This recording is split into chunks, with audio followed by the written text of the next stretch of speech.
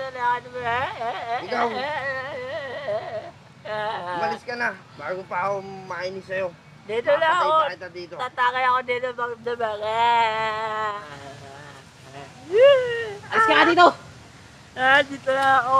Tatakay ako. Umalis ka na dito bago pa kita putungan. Ano yan, laruan? Sinusubukan talaga ako nito. Kuya pa, kasi na ako. Yun na bahala dyan sa aning-aning na yan.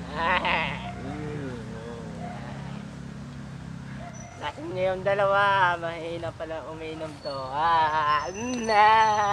Akaw yan. Doon, sa mga anormal. Patingin nga ako. Ayun, Tatagayin kita. ay, na.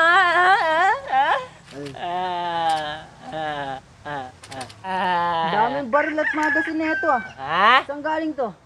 Doon sa mga anormal. Hintay mo ako dito. Makaiba lang pre, ano palang pangalan mo pre? Yung kaya itsurang buhok mo pre Mukhang ano Mukhang palaban din ah. Galing ka sa bundok na ano ng Mount Apo Anong pangalan mo pre? Ako si Boy Kahoy pre. Boy Kahoy. Boy Kahoy pala. Kaya pala Pwede yung natin- itak mo, mukhang galing talaga sa kawain peke ito Saan galing yan?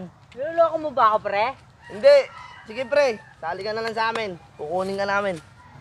Boy Kahoy, kaya mo bang makipagbakbakan gamit ng sandata mo? Boy Tulog, bibigyan natin siya ng gamit dito. Ito, magandang klase to.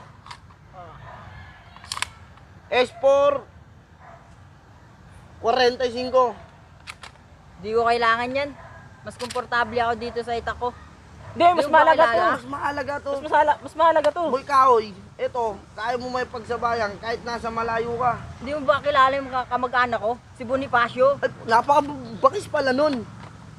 O sige, Wala yung maagang mamamatay yun pag yun si Bonifacio. Kailangan mo na ito. Ayan, madali lang yan. Ayun na, basang ganun.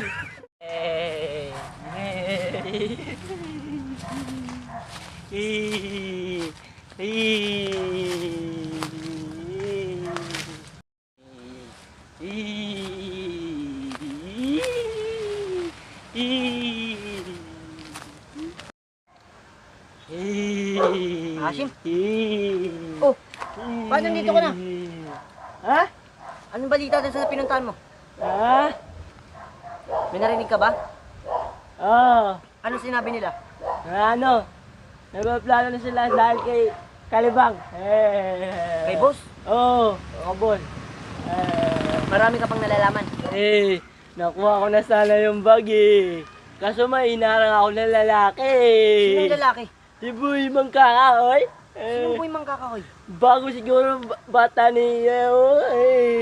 Nila Boyapak bago nilang bata? Siguro. Kailangan itong malaman ni boss. Para alam namin kung anong dapat gawin. Bago pala silang kalyansa. Tara, punta tayo kay boss.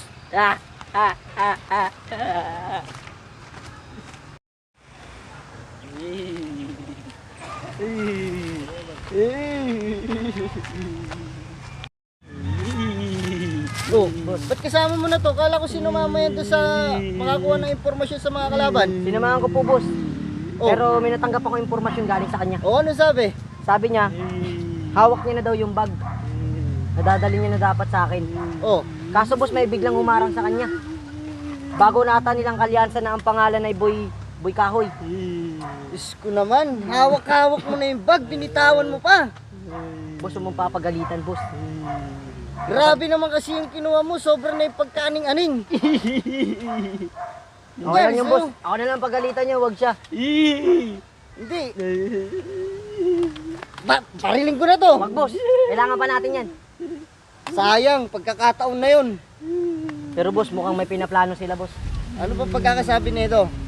Hirap kausap na itong aning-aning na to. Kayong dalawa lang nagkakaintindihan na ito Boss, ibahin mo ko sa kanya, boss. Grabe ka naman, boss. Ibahin mo ko sa kanya, matino pa ako. Diba? Ito, alam ko mga tawa lang nito, naiintindihan mo na. Sige, paliwanag mo sa akin kung ano yung pinag-usapan yung dalawang aning-aning. Ang sabi niya sa akin, boss, may bagong plano yung dalawa. Oh. Si Boy Tulog sa si Boy Yapak. Meron silang bagong taong kasama. na pangalan na si Boy Kahoy. Pero, May bago silang kaalyansa. Mukhang nagpaparami ng miyembro to si Boy Apaka. sayang boss ang kargata, dala-dala niya na. Sayang talaga. Kailangan na natin talagang bakbakan yung mga yon. Kailangan na natin ng puwersa. Hindi na uubra to. Kilala na to eh. Oo nga boss eh. Patayin ko na kaya to. Pag boss, kailangan pa natin yan. Para saan pa? Siyempre, kailangan natin siya bitag. Tama, tama. Gagawin natin siyang pain para sa mga yon.